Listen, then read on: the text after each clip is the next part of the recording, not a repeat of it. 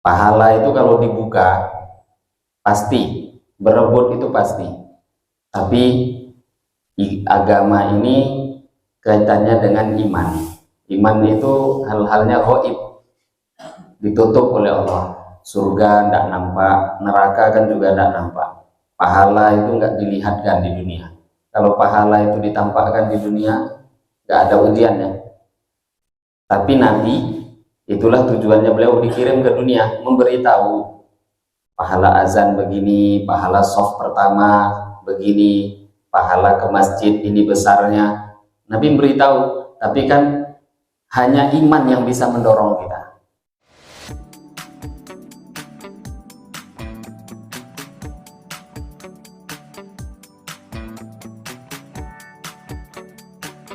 Bismillahirrahmanirrahim. Assalamualaikum warahmatullahi wabarakatuh.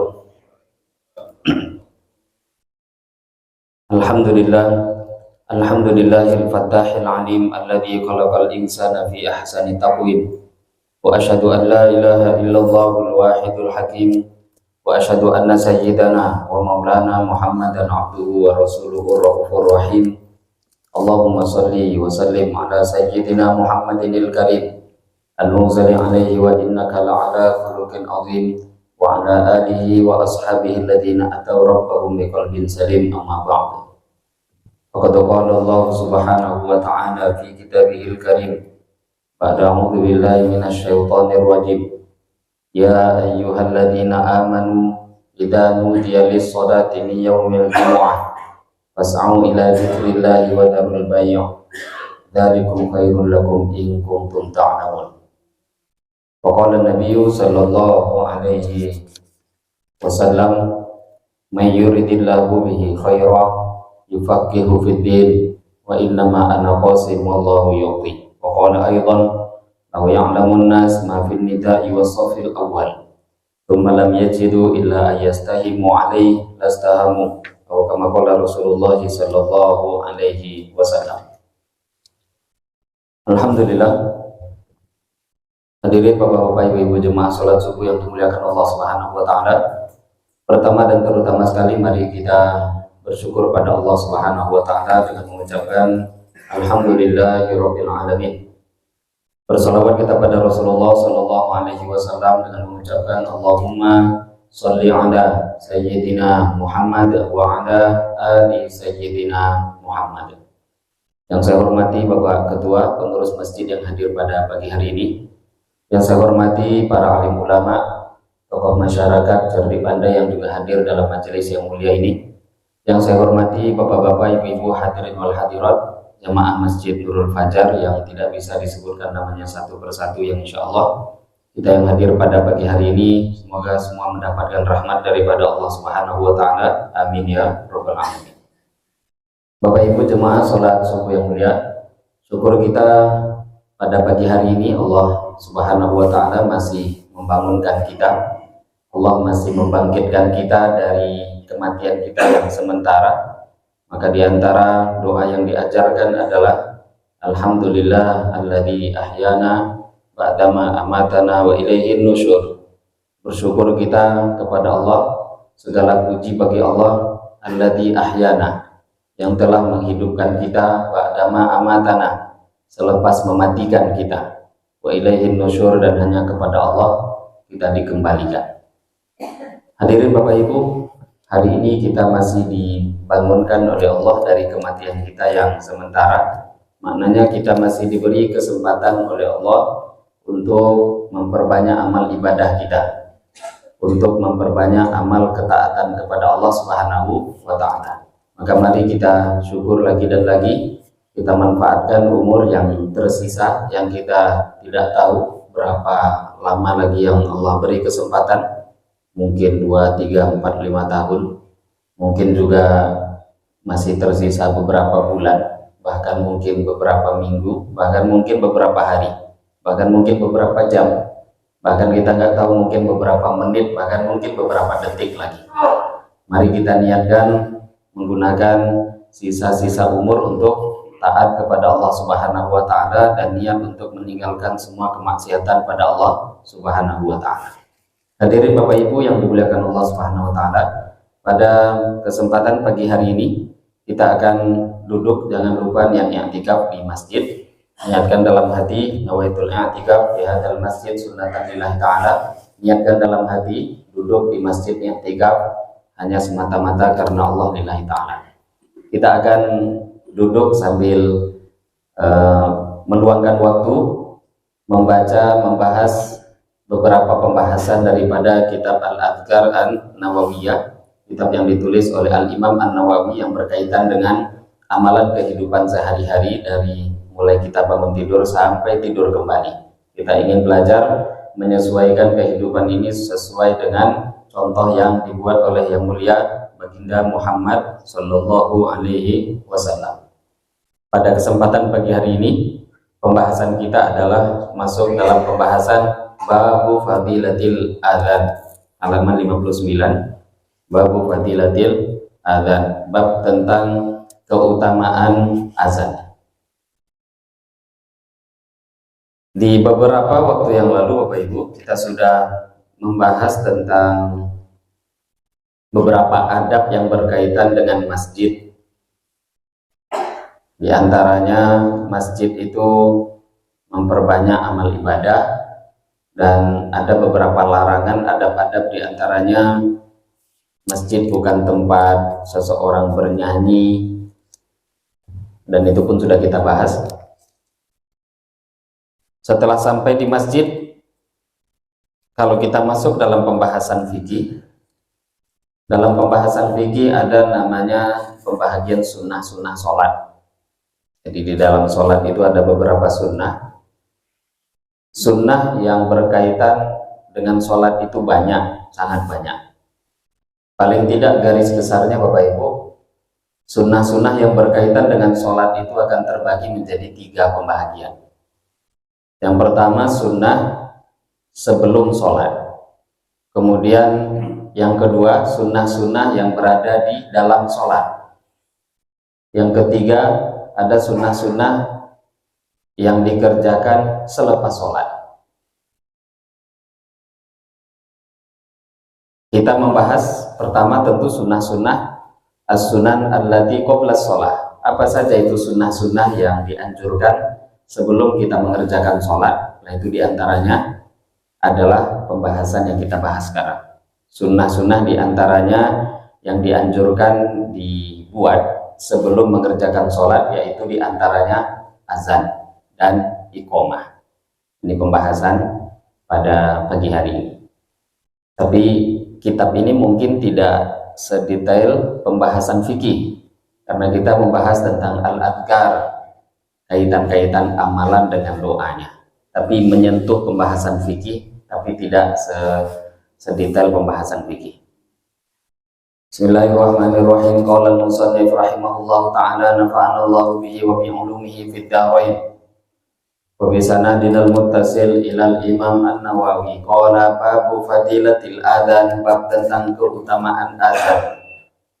Rawaina telah kami riwayatkan an Abi Hurairah, daripada sahabat Abu Hurairah radhiyallahu ta'ala anhu qala, beliau telah berkata, qala telah bersabda Rasulullah sallallahu alaihi wasallam, law ya'lamun nas, seumpama andai kata orang-orang tahu, andai kata manusia tahu, ma pahala fin nidai, pahala di dalam azan, wasofil awal, dan pahala di sof yang pertama, malam yajidu, kemudian mereka tidak mendapati, illa ayyastahimu, kecuali dengan mereka berundi, alaihi, untuk mendapatkannya, lastahamu, maka tentu mereka akan berundi untuk mendapatkannya. Dari sahabat Abu Hurairah radhiyallahu ta'ala anhu, Nabi Shallallahu Alaihi Wasallam bersabda, seumpama andai kata manusia mengetahui keutamaan yang terdapat dalam azan dan sof yang pertama, kemudian mereka tidak ada jalan untuk mendapatkannya kecuali dengan melakukan undian, niscaya mereka pun akan melakukan undian untuk mendapatkan azan dan sof pertama, akan berebutan. Tapi tadi lau ya'lamun nas, seumpama orang-orang tahu apa pahala yang akan Allah berikan, tapi sayangnya kita kan nggak tahu. hal itu ditutup oleh Allah. Pahala itu kalau dibuka pasti, berebut itu pasti. Tapi agama ini kaitannya dengan iman. Iman itu hal-halnya gaib, ditutup oleh Allah. Surga tidak nampak, neraka kan juga tidak nampak. Pahala itu nggak dilihatkan di dunia. Kalau pahala itu ditampakkan di dunia, nggak ada ujiannya. Tapi Nabi, itulah tujuannya beliau dikirim ke dunia, memberitahu pahala azan begini, pahala shaf pertama begini, pahala ke masjid ini besarnya. Nabi memberitahu, tapi kan hanya iman yang bisa mendorong kita. Percaya atau enggak, itu iman. Tapi nampaknya enggak nampak, disembunyikan oleh Allah Subhanahu wa Ta'ala. Maka seumpama kita betul-betul tahu, manusia ini tahu bagaimana fadilah keutamaannya, enggak akan mungkin akan ada orang saling dorong-dorongan.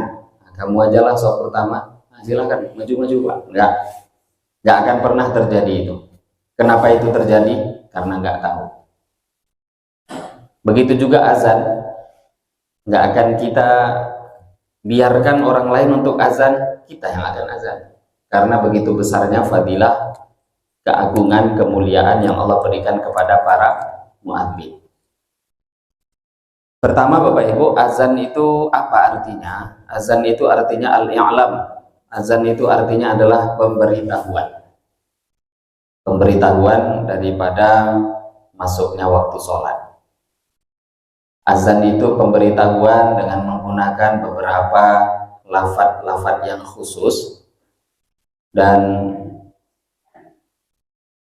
azan itu berfungsi untuk memberitahu masuknya waktu sholat. Jadi bukan hanya sekedar pemberitahuan. Kalau pemberitahuan kan bisa dengan cara lain. Maka apapun yang dibuat, kalau bukan dengan azan, walaupun beritahu, itu namanya bukan azan. Mungkin ada orang teriak-teriak sholat, nah itu bukan azan. Ataupun cara yang lain, mukul beduk itu bukan azan. Mukul beduk ya mukul beduk. Tapi kalau untuk definisinya azan, pemberitahuan untuk masuknya sholat dan dengan lafaz-lafaz yang khusus, itulah yang dinamakan azan.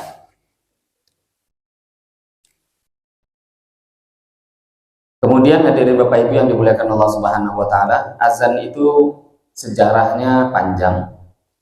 Nabi satu kali duduk dengan para sahabat, hadisnya banyak. Di antara beberapa hadis, Nabi duduk dengan beberapa orang sahabat. Beliau pada waktu itu berpikir, dan dengan sahabat yang ada, berpikir bagaimana cara untuk mengumpulkan orang untuk sholat. Maka sebagian orang usul, ini orang-orang Nasrani biasanya pakai lonceng, orang-orang penyembah api beritahu dengan api dan segala macam. Ada usulan-usulan pakai terompet. Maka pada waktu itu Nabi nggak menyampaikan keputusan apapun. Nabi hanya nyuruh ya sudah pulang ke rumah masing-masing. Tapi ternyata pulangnya orang yang fikir agama dengan tidak berbeda. Seluruh sahabat waktu itu risau, apa caranya? Pulang dari masjid, kira-kira apa yang mau dibuat? Dengan kerisauan yang tadi Nabi sampaikan di masjid. Maka di dalam beberapa hadis diceritakan ada beberapa orang sahabat yang bermimpi, di antaranya Abdullah bin Zaid bin Tha'labah. Dalam riwayat lain diterangkan yang mimpi Sayyidina Umar ibn al-Khattab radhiyallahu ta'ala anhu. Dalam riwayat lain ada sahabat lain yang bermimpi. Tapi pada dasarnya kalau kita lihat, kok banyak yang mimpi. Bahkan ada yang menceritakan sampai belasan sahabat. Itu secara riwayat ya. Kok bisa? Karena memang sahabat itu agama menjadi tanggung jawab mereka. Gak ada sahabat itu berpikir agama hanya tanggung jawab Nabi. Gak. Kalau zaman kita sekarang ini, hampir tanggung jawab agama itu kita bebankan kepada orang lain. Ustadz saja. Kalau saya mah bukan bahagian itu. Enggak, itu orang lain. Tapi zaman Nabi, sahabat pun ikut memikirkan agama ini supaya bagaimana maju. Maka untuk urusan seperti azan ini saja mereka pulang dengan kerisauan. Sehingga akhirnya dalam beberapa hadis, fa innahu shahha anhu annahu qala lamma amara an-nabiyyu sallallahu alaihi wasallam bin naqus yu'malu liyadriba bihin nas li jam'i shalah tawafa bi wa ana na'im rajulun yahmilu naqusan fi yadihi faqultu attabi'u naqus faqala wa ma tasna' bihi faqultu nad'u bihi ila shalah qala awala adulluka 'ala ma huwa khairu min dhalik faqultu bala qala taqulu Allahu akbar ila akhiril adhan thumma ista'khara anni ghairu ba'id thumma taqulu idza aqamtas shalah Allahu akbar ila akhiril iqamah.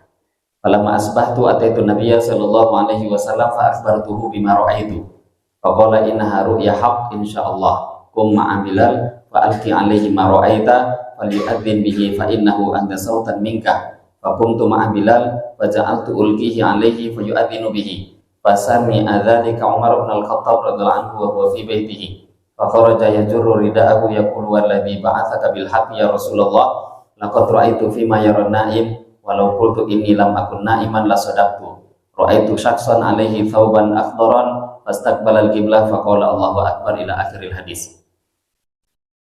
Sahabat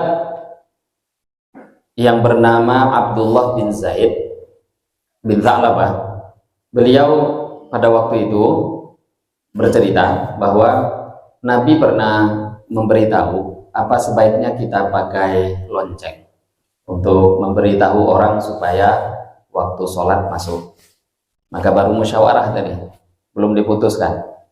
Sehingga sahabat pulang ke rumah, Sayyidina Abdullah bin Zaid cerita, akhirnya malam itu aku mimpi, tidur, dalam mimpi aku berjumpa melihat satu orang yang waktu itu aku membawa lonceng tadi.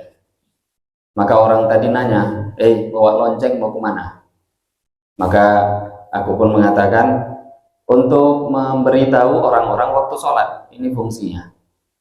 Maka yang aku jumpai dalam mimpi tadi memberitahu, apakah engkau mau aku beritahu yang lebih baik daripada itu? Maka aku pun mengatakan, ya silahkan. Orang itu pun mengatakan, kalau engkau hendak sholat, maka ucapkanlah Allahu Akbar, Allahu Akbar. Semua lafaz azan lengkap dibacakan. Kemudian orang tadi mundur sebentar. Kemudian selepas itu maju lagi. Kalau engkau mau hendak berdiri mengerjakan sholat, mengumandangkan iqomah, baca ini. Allahu Akbar, dibaca lafaz iqomah semua lengkap sampai akhir. Kemudian selepas itu, falamma asbahtu, Abdullah bin Zaid bercerita, mimpi tadi malam. Kemudian pagi hari, aku jumpa dengan Nabi Shallallahu Alaihi Wasallam. Aku kabarkan mimpi yang aku lihat. Maka ketika itu Nabi mengatakan, innaha ru'ya haq, insyaallah ini mimpi engkau itu hak, benar. Maka sekarang kata Nabi, kum ma'a Bilal. Nah itu ada Bilal, berdiri engkau di dekatnya, kemudian sampaikan lafaz-lafaz azan yang engkau dengar dalam mimpi, dan Bilal yang azan, karena Bilal itu suaranya lebih lantang daripada engkau. Kemudian rawi tadi bercerita, Abdullah bin Zaid mengatakan, ketika Bilal azan, suara itu pun menyebar di Madinah. Dan termasuk yang mendengarkan azan itu adalah Sayyidina Umar bin Al-Khattab radhiyallahu taala anhu. Ketika Sayyidina Umar mendengarkan suara azan dari rumahnya, langsung Sayyidina Umar yajurru ridaahu, menyeret pakaian, tergopoh-gopoh. Kenapa? Karena pada waktu itu juga lari ke masjid, kemudian mengatakan, Sayyidina Umar mengatakan, ya Rasulullah, itu suara yang dibaca oleh Bilal tadi, lafaz-lafaznya aku juga mimpi seperti itu tadi malam. Ini Sayyidina Umar mengatakan begitu. Aku juga mimpi dengan lafaz yang sama, mendengarkan lafaz itu juga yang dibacakan. Bahkan secara detailnya Sayyidina Umar mengatakan, aku mimpi tadi malam melihat seseorang yang menggunakan 2 helai baju berwarna hijau. Orang tadi menghadap kiblat, dan dia membaca lafaz azan yang dibaca oleh Bilal radhiyallahu taala. Ini diantara beberapa hadis yang berkaitan dengan sejarah azan. Jadi azan itu malaikat yang ngajarkan, tapi terjadinya malaikat tadi ngajari sahabat, beberapa orang sahabat bermimpi tentang azan, itu kan nggak langsung-langsung, tahu-tahu datang mimpi. Kapan mimpi itu datang? Dengan kerisauan. Maka di sini kita bisa lihat alam di bawah sadar kita, mimpi itu dipengaruhi oleh kehidupan nyata, Bapak Ibu. Apa kehidupan nyata kita hari-hari itu yang terbawa mimpi. Maka kalau kita bermimpi apapun, itu memang kehidupan harian kita itulah isi. Kalau memang mimpinya baik, ya alhamdulillah, berarti dalam kehidupan harian itu yang ada. Sahabat, hari-hari yang mereka pikirkan agama wujud dalam diri, keluarga, pada umat, sehingga ketika Nabi dengan sahabat duduk, pikir agama, bicara agama, risau agama, pulang ke rumah, itu juga yang dimimpikan. Maka nggak heran beberapa orang soleh karena saking cinta dengan Nabi, walaupun nggak pernah jumpa dengan Nabi, mimpi jumpa dengan Rasulullah Shallallahu Alaihi Wasallam. Kalau ditanya wajib nggak mimpi jumpa Nabi, ya enggak. Tapi bagi orang beriman itu satu kerinduan. Kalau harus, ya nggak ada kewajiban. Tapi hari-hari apa yang kita pikirkan, yang kita bayangkan, yang kita risaukan itu akan terbawa ke dalam mimpi. Sahabat, mereka risaunya agama, itu yang hari-hari mereka pikirkan dan itu yang terbawa ke dalam mimpi mereka. Jadi azan itu lewat mimpinya para sahabat. Walaupun nanti akan banyak riwayat juga, tapi tadi hadis sahih. Hadis tadi sahih. Itu yang paling sering disampaikan oleh para ulama tentang pembahasan hadisnya azan. Ada beberapa riwayat juga Bapak Ibu yang menerangkan bahwa yang mengajari azan itu malaikat langsung turun kepada Nabi. Tapi ini tidak bertentangan. Dan tadi juga kita juga pernah bahkan sering membahas bahwa mimpi kan tidak bisa menjadi hujjah atau dalil selain mimpinya para nabi, para rasul. Kalau mimpinya para nabi, para rasul itu wahyu. Seluruh nabi, seluruh rasul, siapapun mereka, kalau mimpi, mimpinya wahyu. Itu jadi dalil. Jadi walaupun Nabi mengatakan saya tadi malam mimpi, atau seperti yang sering kita dengarkan, Nabi Ibrahim beliau mengatakan inni aro fil manam anni adbahuka fanzur madza tara qala ya abatif al ma tu'mar satajiduni insyaallahu minas sabirin. Nabi Ibrahim panggil anaknya Ismail, inni aro fil manam, saya tadi malam mimpi, anni adbahuka fanzur madza tara, anni adbahuka, saya mimpi disuruh Allah nyembelih engkau, fanzur madza tara. Coba kira-kira bagaimana pendapat engkau? Mimpi padahal saya dapat perintah dalam mimpi nyembelih engkau. Adbahuka, bab dzabah, menyembelih. Maka Ismail tahu ini ayah nabi ini, dan memang Ismail juga kan waktu itu masih kecil tapi akan jadi nabi juga, tahu nggak akan dipilih oleh Allah orang yang layak untuk jadi putranya nabi kecuali derajatnya tinggi juga. Maka waktu itu Ismail menjawab alaihi salam, ya abatif alma tu'mar, ayah kerjakan, itu perintah Allah. Mimpinya nabi wahyu. Nah di sini yang mimpi bukan nabi. Kok bisa dikerjakan?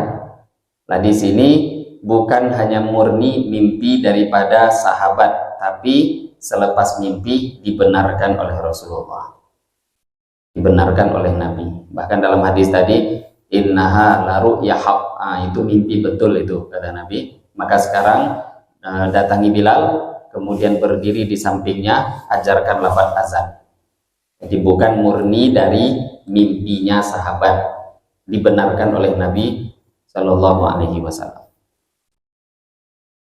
Kemudian hadirin Bapak Ibu, para ulama mengatakan Nabi seumur hidup itu nggak pernah azan, walaupun ada beberapa riwayat yang dhaif atau beberapa ulama yang mengatakan ada riwayat yang menerangkan azan, tapi lafaz-lafaz hadis yang menerangkan Nabi azan itu maknanya bukan Nabi, tapi Nabi memerintahkan azan.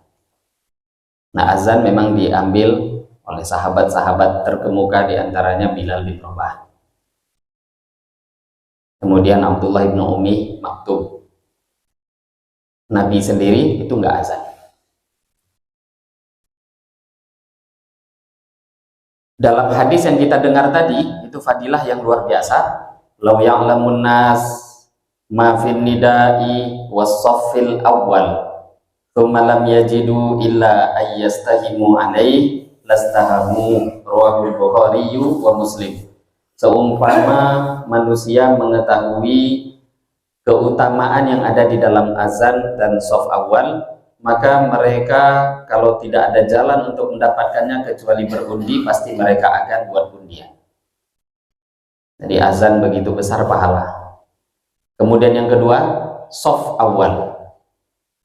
Shaf awal itu jumhur ulama, termasuk madhab Imam Syafi'i dan jumhur, bahkan Al-Imam Al-Qurtubi mengatakan pendapat yang sahih, yaitu yang dimaksud dengan shaf awal itu ya shaf yang mendekati imam. Shaf pertama, itulah shaf yang dimaksud dengan shaf awal. Tapi sebenarnya juga tidak salah. Sebagian ulama yang mengatakan shaf awal itu al-mubakkir, orang yang pertama datang ke masjid. Tapi shaf awal itu tentu secara lafadz yang mendekati kebenaran, ya shaf yang mendekati imam, itu shaf awal. Kalau tahu, kata Nabi, pasti rebutan. Tapi sayangnya kita nggak tahu. Lah hanya saja ulama yang mengarahkan kepada al-mubakkir, at-tabkir ilal masjid. Orang yang datang awal ke masjid itu sebenarnya bukan tidak ada fadilah, itu ada keutamaan sendiri. Ya, siapa yang datang ke masjid, maka tentu keutamaan dalam hadis lainnya ada. Karena Nabi bersabda, siapa yang jalan dari masjid, berwudu dari rumah, tidaklah satu langkahnya ngangkat satu derajat, kemudian satu langkahnya lagi yang lain menghapuskan dosa. Dan kata Nabi, ketika orang itu sampai di masjid, maka malaikat akan doa untuk dia, Allahumma firlahu, Allahumma arhamhu, Allahumma tub alaih. Ya Allah rahmati dia, ya Allah ampuni dia, ya Allah terima taubatnya. Kata Nabi, malaikat gak berhenti doakan dia di masjid itu selagi nunggu sholat. Nah, kalau datangnya semakin awal, doa malaikat makin panjang untuk dia. Kalau datangnya 1 jam sebelum sholat, ya 1 jam kan malaikat doa. Walaupun dia mungkin sedang biasa duduk tanpa zikir, tanpa baca Quran, selagi kata Nabi, madamatis sholat, selagi memang sholat itu yang nahan dia. Jadi kalau yang nahan dia itu bukan sholat, nunggu kawan, nah ini ada janjian mau bayar hutang, itu lain. Tapi kalau datang ke masjid untuk sholat, belum lagi sholat, fadilah-fadilah itu sudah dia dapatkan. Dan ini tentu keutamaan orang yang at-tabkir ilal masjid, orang yang memang bersegera menuju masjid, itu fadilahnya tersendiri. Tapi dalam pembahasan kita ini, para ulama menyatakan bahwa yang paling pas itu yang dimaksud shaf awal bukan yang datang pertama, tapi memang orang-orang yang mereka itu shafnya itu berada di dekat imam, shaf yang pertama. Jangankan pembahasan yang lain, Bapak Ibu, keutamaan shaf yang sebelah kanan sebelah kiri saja ada. Maka ini yang mungkin harus perlu kita perhatikan lebih, sebagaimana Nabi sampaikan tadi, shaf awal itu lebih utama dibanding shaf-shaf setelahnya. Ada kaidah dalam usul fikih, al-ithar fil ibadah mamnu', al-ithar fi ghairil ibadah matlub. Ithar atau mendahulukan orang lain dalam ibadah, mamnu', itu hukumnya terlarang.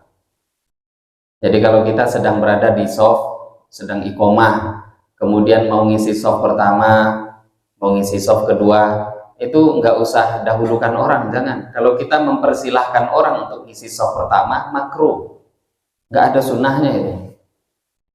Ah, Bapak maju kosong, enggak, itu makruh itu. Yang dianjurkan kita tuh ngalah bukan dalam urusan shaf awal. Yang dianjurkan ngalah itu kalau ada acara pengantinan, acara makan-makan, iya bolehlah Pak, duluan Pak, itu bagus.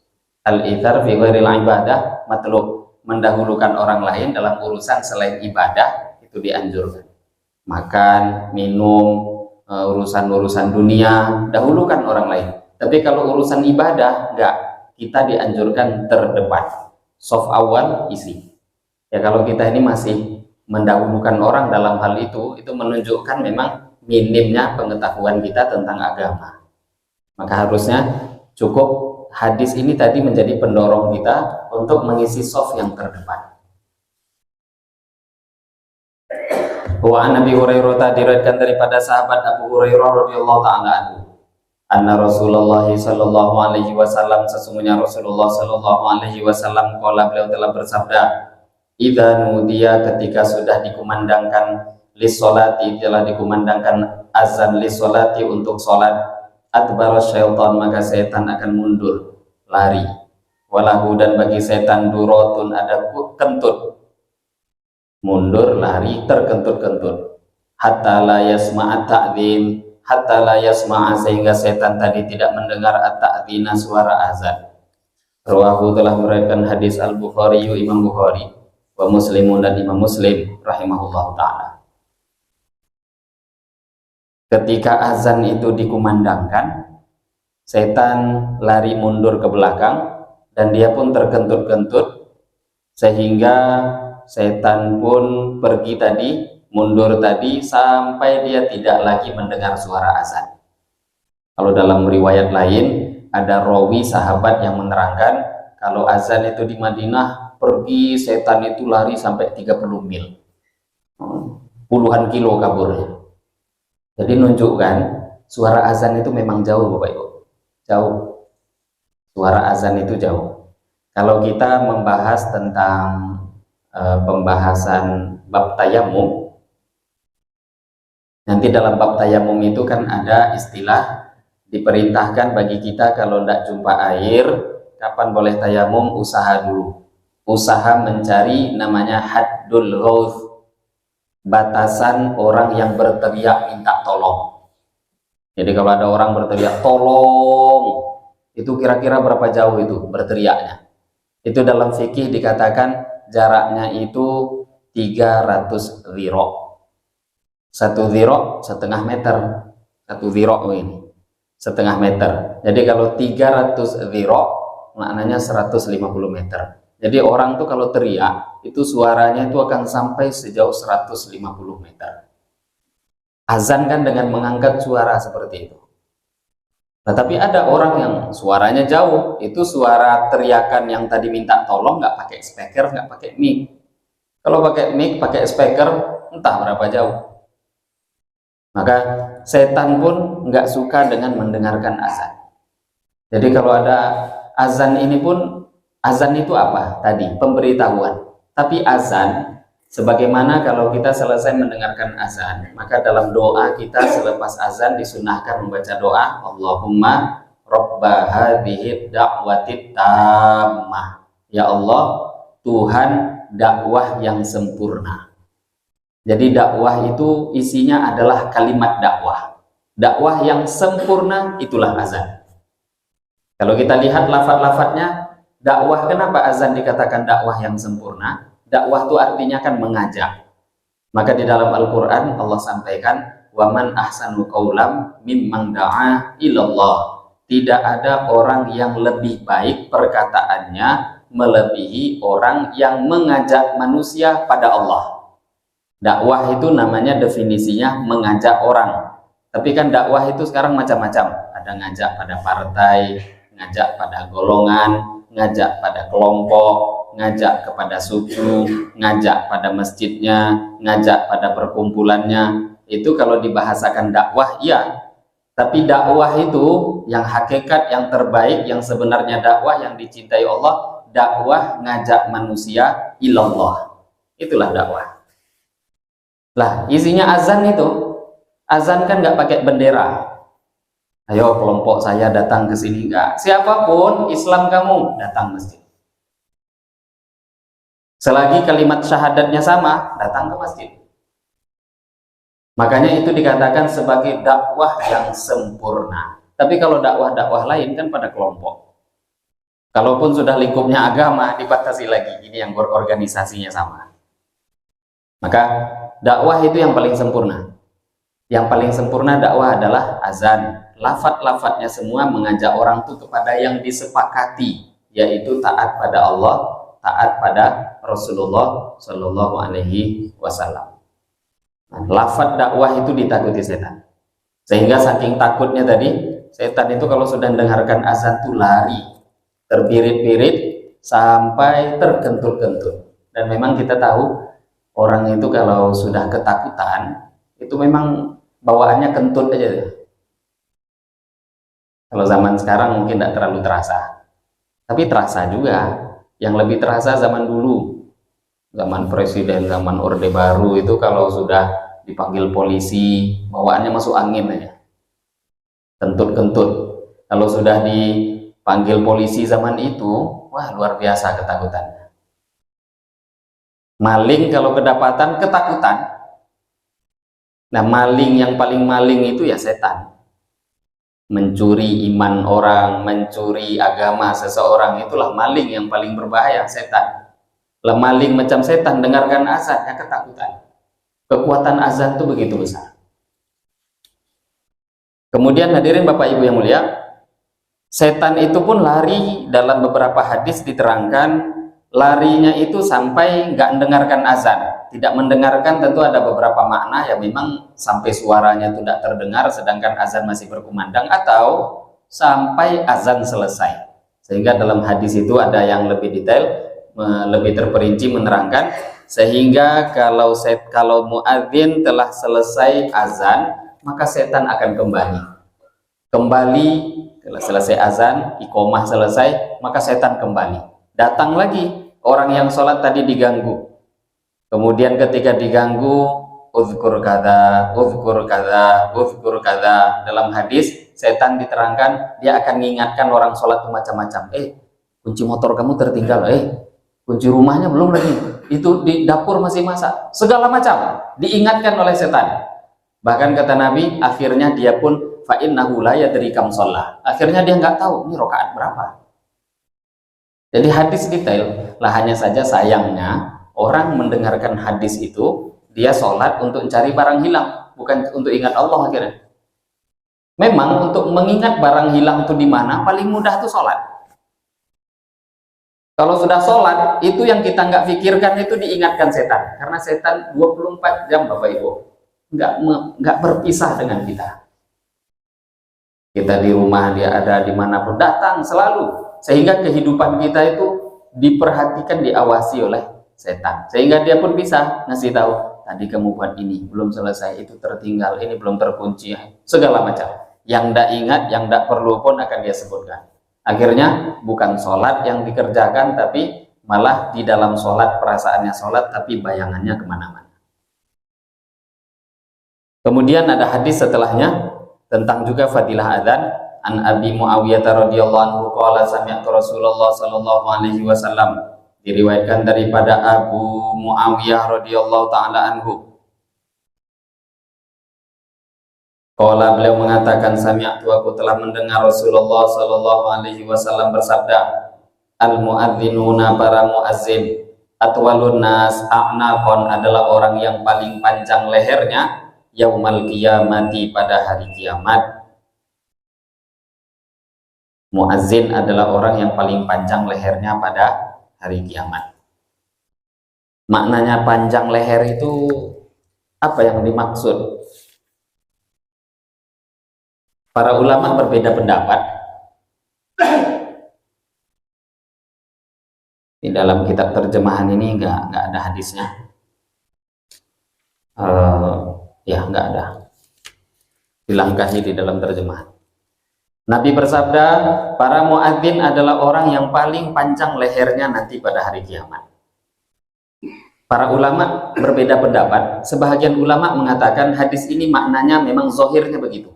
Jadi betul-betul nanti di akhirat lehernya dipanjangkan secara zohir. Ada ulama yang mengartikan begitu. Karena kita tahu kalau kita sedang berada di perkumpulan, Bapak Ibu, kemudian ada presiden di sana, maka siapapun yang ada di perkumpulan itu kan ingin paling mencolok daripada orang lain.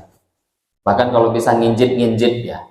Lah sedangkan tubuhnya orang itu kan rata-rata sama, walaupun nampak ini tinggi, lebih tinggi dari fulan, itu kalau sudah kumpul kurang lebih aja jadinya. Lah orang yang waktu itu dia paling mencolok, paling tinggi, itulah orang yang paling beruntung dalam perkumpulan itu. Karena nampak, oh sama presiden, oh itu yang paling tinggi, nampak wajahnya paling tinggi.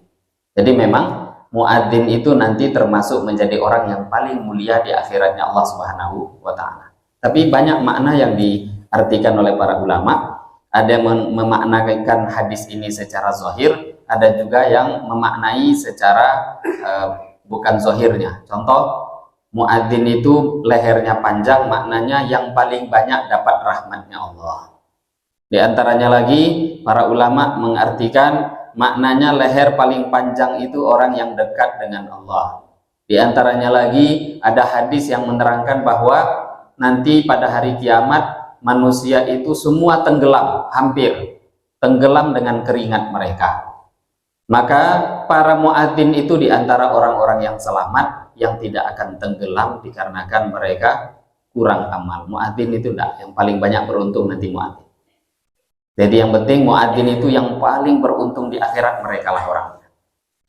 Al-muadzinun atwalun nasi a'naqan yaumal qiyamah. Para muadzin itu adalah orang yang paling panjang lehernya nanti pada hari kiamat. Sebahagian ulama lain mengartikan paling panjang leher itu dalam istilah bahasa Arab itu digunakan untuk sayyid, para pimpinan. Oh ini orang paling panjang leher, nah, itu maknanya pimpinan dalam istilah bahasa Arab. Maka para muadzin maknanya juga sayyidun nas, akan jadi pimpinan manusia nanti di akhirat. Nah, ini hadis yang secara zahir bisa memang begitu adanya karena Allah Maha Kuasa. Kadang kan kita berpikir itu dengan pandangan pengetahuan kita di dunia ini, tapi bisa saja memang Allah buat itu di akhirat, tapi tujuannya untuk memuliakan orang tadi. Tadi Bapak Ibu, hadis yang sebelumnya, seumpama seseorang itu tahu apa kelebihan, bukan, hadis sebelumnya tadi, ketika azan dikumandangkan, setan lari dari masjid sehingga sampai tidak mendengar azan. Itu hadis sebelumnya. Ada sedikit pembahasan mengenai hadis itu. Kan azan, setan keluar lari. Ini para ulama membahas tentang hukumnya orang-orang yang mana kalau sudah sampai di masjid, azan sudah dikumandangkan, tapi kok malah dia keluar dari masjid. Itu ada pembahasan hukum tersendiri. Dalam satu hadis Nabi Shallallahu Alaihi Wasallam bersabda, Sayyidina Abu Hurairah mengatakan bahwa siapa yang dia mendengarkan azan, kemudian selepas itu dia keluar dari masjid, kata Sayyidina Abdullah kata sahabat Abu Hurairah, orang yang seperti ini amma hadza faqad asa Abul Qasim, amma hadza faqad asa Abul Qasim sallallahu alaihi wasallam. Jadi Abu Hurairah nengok ada orang azan, selepas azan pergi keluar. Dan tentu beliau melihat orang itu nggak ada uzur ya. Maka beliau mengatakan, oh orang seperti ini telah bermaksiat pada Rasulullah. Jadi orang kalau sudah azan kok keluar masjid. Asbab hadis ini dalam kitab ini, dalam syarahnya dikatakan ini larangan, bahkan para ulama mengatakan sampai larangannya itu haram. Sudah sampai masjid kok kemudian keluar, pergi ninggalkan, nggak jadi sholat, itu haram hukumnya. Tapi kalau ada uzur lain cerita. Udah sampai masjid, udah sholat sunnah, tahu-tahu sakit perut, kan keluar masjid jadinya. Nah, itu lain. Tapi nggak ada uzur apapun, sudah masuk masjid, tahu-tahu pergi keluar. Dia tinggalkan majelis, nggak ikut sholat. Orang yang seperti ini, kata Sayyidina Abu Hurairah, amma hadza faqad asa Abul Qasim, orang yang seperti ini berarti telah maksiat pada Rasulullah. Dan walaupun itu ucapan Abu Hurairah, tapi karena sudah mengkaitkan dengan Nabi, jadi marfu, jadi tinggi. Ini akhirnya menjadi dinisbatkan pada Rasulullah. Maka memang orang yang berbuat seperti ini hukumnya adalah sampai tingkatan haram kalau tidak ada uzur. Kalau ada uzur, ya semoga kesalahan itu diampuni oleh Allah Subhanahu wa Ta'ala.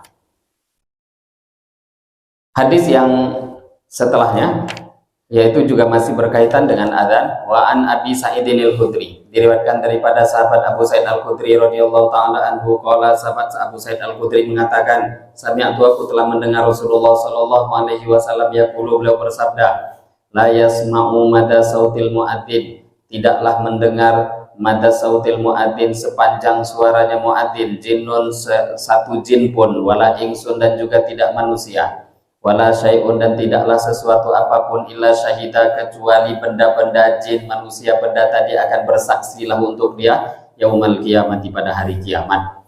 Tidaklah mendengar suaranya muadzin, baik jin, baik manusia, benda apapun, kecuali nanti semuanya itu akan menjadi saksi bagi muadzin itu pada hari kiamat. Saksi yang baik, saksi yang mendukung. Karena saksi kan ada dua, ada saksi yang membahayakan, ada yang mendukung. Nah, saksi, dia berazan, apapun benda-benda yang mendengarkan, itu semua akan jadi saksi untuk dia pada hari kiamat. Bahkan dalam riwayat lain akan ada yang lebih detail lagi, Nabi bersabda, semua benda-benda itu akan memohonkan ampun untuk dia. Jadi bukan cuma jadi saksi, enggak. Berapa panjang itu azan, ruko-ruko ikut dengar. Menurut kita ruko kan enggak punya telinga, itu akan jadi saksi. Batu-batuan yang dilewati, pohon-pohonan yang sampai suara dia di tempat itu, apapun benda, entah jin, entah manusia, entah makhluk apapun. Bahkan dalam hadis itu Nabi yang lain meriwayatkan, baik benda yang basah ataupun kering, benda padat ataupun benda cair, makhluk apapun yang mendengar semua akan jadi saksi nanti di hari kiamat. Bagaimana cara bersaksinya? Bilisanil maqal, kata para ulama, memang dengan lisan lidah. Memberi persaksian pada Allah itu memang dengan berbicara. Oh, apa kok bisa? Bisa. Al-yawma tashhadu alaihim alsinatuhum wa aydihim wa arjuluhum bima kanu ya'malun. Kata Allah, Allah berfirman, al-yawma naktumu alaihi. Pada hari kiamat itu Allah akan tutup mulut orang-orang ini. Jadi mulut itu nggak berfungsi nanti untuk memberi persaksian, bukan mulut bahagiannya. Wa tashhadu alaihim alsinatuhum. Lah yang memberi saksi itu nanti bukan lidah lagi, tapi tangan, kaki, apapun itu semua akan memberi persaksian bagi manusia nanti pada hari kiamat. Nah, kalau kaki kita bisa bicara, tangan bisa bicara, Allah yang membuat mulut kita bicara, dia juga Allah yang kuasa untuk menjadikan kaki dan tangan itu bicara. Nggak ada yang susah bagi Allah. Lah sama juga batu-batuan, pohon-pohonan, apapun benda, semuanya itu akan memberikan saksi bagi para muadzin nanti pada hari kiamat. Nah, hadirin Bapak Ibu yang dimuliakan Allah Subhanahu wa taala, ini keutamaan yang begitu luar biasa bagi orang-orang yang azan, menyampaikan azan. Bahkan dalam hadis yang lain Nabi menambahkan, kata Nabi dalam hadis yang diriwayatkan oleh sahabat yang bernama Bara ibnu Azib, atau orang sahabat bernama Bara ibnu Azib mengatakan dari Nabi Shallallahu Alaihi Wasallam, Nabi bersabda, Innallaha wa malaikatahu yusholluna ala sofil awal. Allah dan para malaikat mengirimkan rahmat untuk orang-orang yang sholat di sof awal. Jadi rahmat Allah paling banyak ya di sof awal. Wal muadzinun wal muadzin, dan para muadzin yughfaru lahu madda sautihi, akan diampuni dosanya sejauh memang suaranya sampai di mana. Memang azan itu sunnahnya suara keras, lantang. Kemudian wa yashhadu lahu min man sami'ahu min ratbin wa yabis, apapun benda-benda makhluk, benda kering, yang basah, yang padat, siapapun makhluk yang mendengarkan azannya akan menjadi saksi untuk dia nanti di akhirat. Wa yuktabu lahu ajru man shalla ma'ahu, dan nanti kata Nabi dia akan mendapatkan pahala orang-orang yang sholat bersama dia. Jadi berapa orang yang hadir ke masjid gara-gara dengarkan azan dia, yang hadir itu semua pahalanya itu juga didapatkan oleh muadzin. 100 orang yang hadir, 100 pahala sholat. Itu baru urusan orangnya, belum lagi urusan ampunan tadi. Jadi apa enggak rugi orang-orang yang tidak azan? Maka nanti ini pembahasan setelahnya, Al-Imam An-Nawawi membahas tentang hukumnya azan. Nah, karena saking besarnya, saking pentingnya azan ini, Al-Imam An-Nawawi baru membahas ikhtalafal ulama wa ikhtalafa ashabuna fil adzan wal imamah. Saking besarnya memang fadilah azan itu, akhirnya Imam Nawawi membahas para ulama berbeda pendapat fil adzani mengenai azan wal imamah dan mengenai jadi imam. Para ulama akhirnya berbeda pendapat. Mana yang lebih utama? Jadi imam atau jadi muadzin? Padahal kan kalau kita tengok imam paling mulia nampaknya. Tapi gara-gara fadilah yang terlalu banyak tadi, ulama beda pendapat. Azan yang utama atau jadi imam? Ayyuhuma afdal, mana yang lebih utama? Ala arba'ati aujuh. Ada 4 pendapat mengenai hal ini. Nah, ini baru dalam mazhab Syafi'i ini. Jadi kalau dalam satu mazhab saja ada ikhtilaf, apalagi di luar mazhab. Satu ulama saja dalam satu lingkup manhaj, kaidah keilmuan mereka mengeluarkan hukum saja ada ikhtilaf, apalagi di luar mazhab yang beda kaidah. Jadi dalam mazhab Syafi'i sendiri ada 4. Kalau diperinci nanti yang nggak ada di kitab ini jadi 5. Ada 5 nanti di dalam kitab lainnya. Paling tidak 4 ini yang dibahas. Al-ashahu annal adzan afdal. Pendapat yang paling sahih dalam mazhab Syafi'i, azan itu lebih utama daripada jadi imam. Karena memang kan jadi imam itu ada unsur hal-hal lain. Bisa jadi agak sombong, bisa jadi merasa lebih baik. Al-Imam Asy-Syafi'i, beliau pernah ditanya, saya sebenarnya, kata Imam Syafi'i, uhibbul adzan. Saya ini lebih suka adzan memang. Tapi kalau ada orang yang mampu menunaikan hakul imamah, haknya jadi imam dengan benar, maka aku berharap imam itu mungkin bisa jadi lebih baik. Tapi aku lebih suka adzan. Tapi Imam Syafi'i tadi kan memberi syarat, kalau dia menunaikan haknya dengan baik. Lah mampu nggak? Apalagi zaman sekarang kadang jadi imam pun hukum tata cara bab jadi imam, sholatnya ininya yang membatalkan, kadang nggak tahu, akhirnya sholatnya amburan. Maka pendapat yang pertama, dan itu yang dipilih oleh Al-Imam An-Nawawi, azan lebih baik. Watsani, pendapat yang kedua, dan ini dinukil pendapat fatwa dalam mazhab Syafi'i diambil oleh Al-Imam Ar-Rafi'i, satu level juga dengan Imam Nawawi. Pendapat yang kedua mengatakan imam lebih baik. Nah, alasan pendapat yang kelompok kedua mengatakan imam lebih baik tadi, mereka katakan karena Nabi seumur hidup jadi imam. Apa yang diambil Nabi biasanya kan yang terbaik. Lah yang azan untuk yang lain, Nabi imam terus, menunjukkan imam lebih baik. Tapi kan tidak bertentangan dengan apa yang disampaikan Imam Syafi'i. Kalau memang dia mampu menunaikan haknya, memang tentu.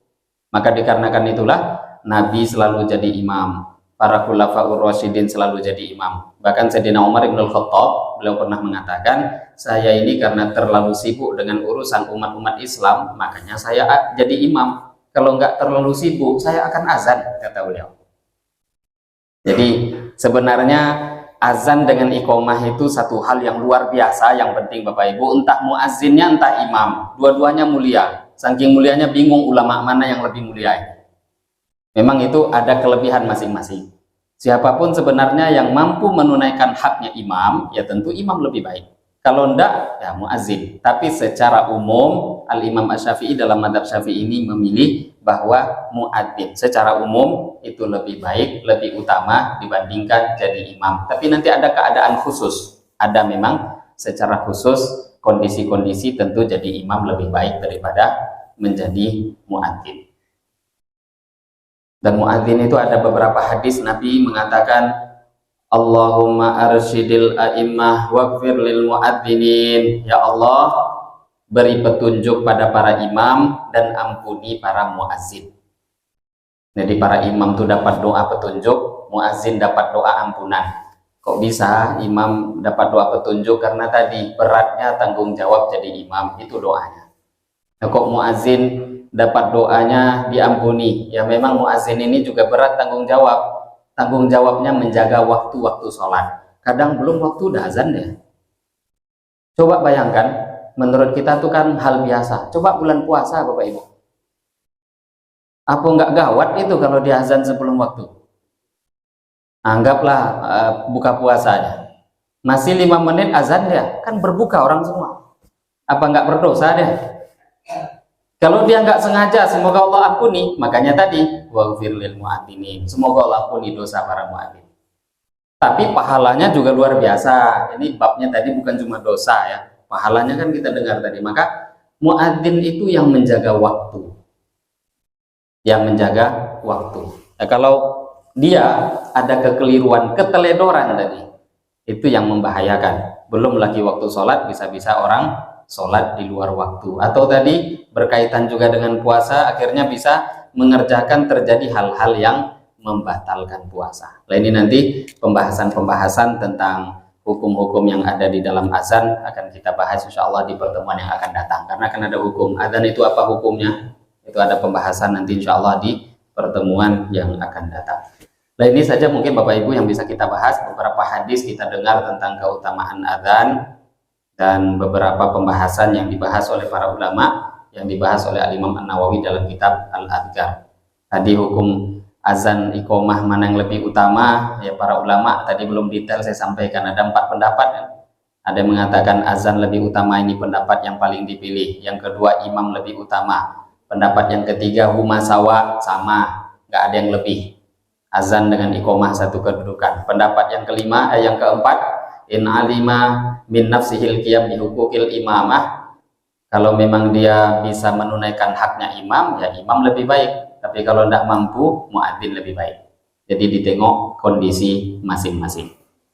Nah, ini hadirin Bapak Ibu yang mulia, yang bisa kita bahas pada pagi hari ini tentang babu fadilatil adzan. Ini baru tentang pembahasan fadilahnya azan. Bab setelahnya nanti menerangkan tentang sifatul adzan, bab tentang sifat-sifat azan. Azan itu bagaimana caranya, apa lafadznya, apa sunnahnya.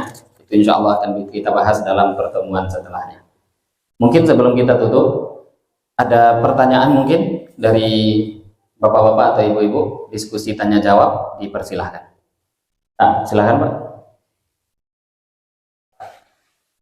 Di dalam pada itu ada tambahannya sholat. Ya. Dari awal itu apa yang menanam yang dulu ada orang itu apa?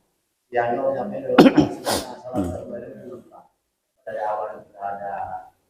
Ya, memang sudah ada dari awal. Dan ini pembahasannya sebenarnya nggak jauh ya. Insya Allah pembahasan dari pertanyaan itu di pertemuan setelahnya. Itu dinamakan tasbih. Jadi ucapan di antara sunnah nanti di dalam azan subuh adalah tambahan ucapan as-sholatu khairum minan naum. Itu yang sudah diamalkan oleh sahabat Bilal. Jadi Bilal muadzinnya Nabi, di depan Nabi itu memang sudah ditambahkan. Sholat lebih baik daripada tidur. Lah kok cuma subuh? Siang kan juga ada yang tidur. Lah cuma kalau siang itu tidur itu kan hanya sebahagian kecil orang. Kalau malam normalnya manusia 99% itu tidur. Memang dalam Al-Qur'an Allah sampaikan dalam Al-Qur'an, malam itu aku jadikan untuk istirahat, siang aku jadikan untuk kalian bekerja. Nah cuma ada orang yang terbalik sedikit, malam bekerja, siang tidur, macam satpam yang giliran malam, kan ada juga. Tapi kan ini keluar dari kaidah umum. Maka yang sunnah itu hanya untuk azan subuh. Selain azan subuh enggak disunnahkan untuk membaca as-sholatu khairum minan naum. Kemudian juga di antara sunnah, dan itu akan dibahas, azan itu 2 kali hanya disunnahkan, azan 2 kali. Azan sebelum waktu. Azan sebelum waktu boleh atau tidak? Ini kan pembahasan masuk dalam pembahasan fikih. Azan sebenarnya nggak boleh sebelum waktu. Karena tadi fungsi azan adalah al-i'lam lidukhulis shalah, pemberitahuan masuknya waktu. Nah, kok dia azan sebelumnya? Kan keluar daripada fungsi.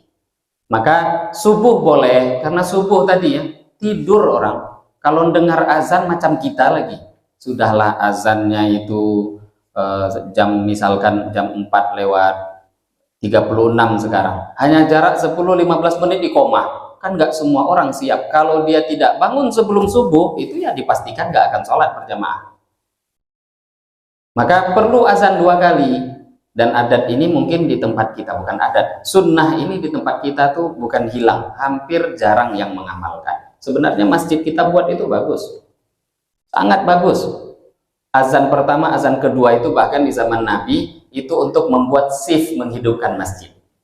Jadi siapa yang mereka masjid Nabi itu Bapak Ibu, kalau pengen tahu macam Alfamart, Indomaret sekarang 24 jam buka. Tapi kalau dibuka nggak ada yang amal, hilanglah speaker masjid. Kalau memang mau buka masjid 24 jam, ya niru sahabatnya sempurna. Dibuka, memang kita ini menghidupkan amal masjid, tapi bergantian. Sahabat begitu, ada yang di masjid jam 11, jam 1, lah nanti tahu-tahu dengar azan, maka yang dari awal di masjid pulang. Jam setengah 3 azan, jam 3 azan. Nah, yang belum istirahat pulang dari rumah, dia tidur dulu. Yang di rumah bangun, gantian hidupkan masjid. Itu fungsi azan. Azan pertama, azan kedua. Lah azan sebelum masuk waktu diperbolehkan hanya untuk subuh. Selain itu enggak. Ada sedikit ikhtilaf memang, tapi di sini ikhtilafnya agak lemah, yaitu sholat Jumat. Sholat Jumat, sebahagian tempat, bahkan saya baru beberapa waktu lalu jadi khotib di salah satu masjid di Arengga sini. Waktu itu saya sebelum naik ke mimbar, kalau tidak salah azan Jumat masuk waktu itu 12:10 waktu itu. Nah tahu-tahu jam 12 kurang seperempat udah azan. Ini kan sebelum masuk waktu ini. Nah itu disunahkan boleh apa enggak? Ulama berbeda pendapat, tapi berbeda pendapat di sini memang pendapat yang satu kuat, yang satu lemah. Pendapat yang mu'tamad, yang sahih, tidak sah azan walaupun sebelum waktu, walaupun itu untuk azan sholat Jumat. Jadi sholat Jumat pun azanlah selepas masuk waktu. Jadi kalau mau buat azan 2 kali, tetap dalam waktu. Kan azan mau buat 2 kali, karena memang mau niru Sayyidina Utsman ibnu Affan. Kalau mau buat azan 2 kali, tetap masuk waktu dulu baru azan. Nah, mereka azannya 2 kali waktu itu, tapi dibuatnya sebelum. Maka akhirnya saya nggak sampaikan pembahasan karena khotbah kan isinya mau idhoh, jangan buat orang bingung. Karena ngisi kajian tetap juga di sana, maka saya luangkan waktu khusus membahas azan di satu pertemuan. Jadi 1 jam bahas azan besoknya. Baru saya sampaikan dan alhamdulillah sudah dirubah. Jadi kalau ditanya boleh atau enggak, memang ada ikhtilaf, tapi ikhtilafnya itu ulama yang membolehkan itu pendapatnya dhaif, lemah. Pendapat yang kuat, yang mu'tamad, azan yang 2 kali itu dan sebelum waktu hanya untuk azan subuh. Ada pertanyaan lain? Silakan Pak.